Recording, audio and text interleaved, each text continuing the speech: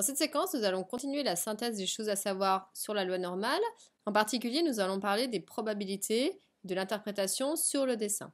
Avant, je vous ai mis une petite image ici à gauche qui est la planche de Galton. En fait, la planche de Galton, elle a été imaginée par Sir Francis Galton à la fin du 19e siècle pour illustrer le théorème de Moivre-Laplace, on en parlera dans d'autres vidéos. C'est-à-dire que l'expérience était la suivante.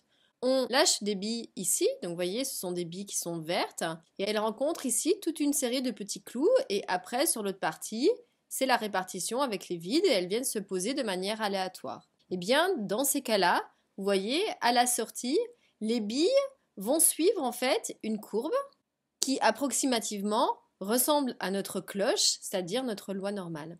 Donc en fait, plus on mettrait de billes, plus on aurait une jolie répartition. Donc voici une petite illustration qui a permis de réfléchir sur cette courbe en forme de cloche qui va correspondre à notre loi normale. Donc vous voyez ici, on a donc la représentation de f de x, ici en noir, ça c'est sa courbe. On a vu que c'était en forme de cloche, qu'elle était symétrique ici par rapport à m, c'est-à-dire le paramètre qui est ici. Et le deuxième paramètre, sigma ici, se retrouve au niveau de la hauteur. C'est 1 sur sigma, et ça va être très important. On verra dans des interprétations après ensuite comment cela va intervenir. Maintenant, on va parler de probabilité. Comme c'est une densité de probabilité, on a vu que forcément, ça veut dire que l'aire sous la courbe ici, elle doit valoir 1. C'est-à-dire, c'est l'aire totale. Ça revient à la probabilité de l'univers.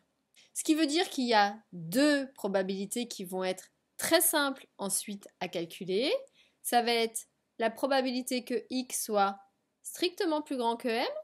Donc, c'est-à-dire que je suis placée, donc les valeurs de x, elles sont ici sur cet axe-là.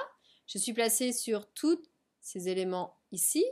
Comme on a un axe de symétrie qui est ici, et que j'ai une probabilité de 1, ça veut dire que forcément, la répartition qui est à droite, elle sera la même qui est à gauche, c'est-à-dire que l'aire qui sera ici, comme l'aire totale vaut 1, elle vaudra 0,5.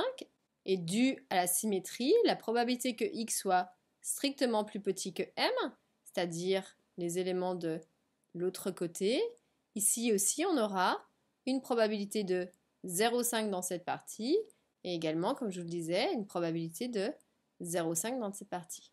Donc on va chercher vraiment à chaque fois, c'est ce qu'il y aura de plus simple, à comprendre le calcul des probabilités avec l'interprétation des aires.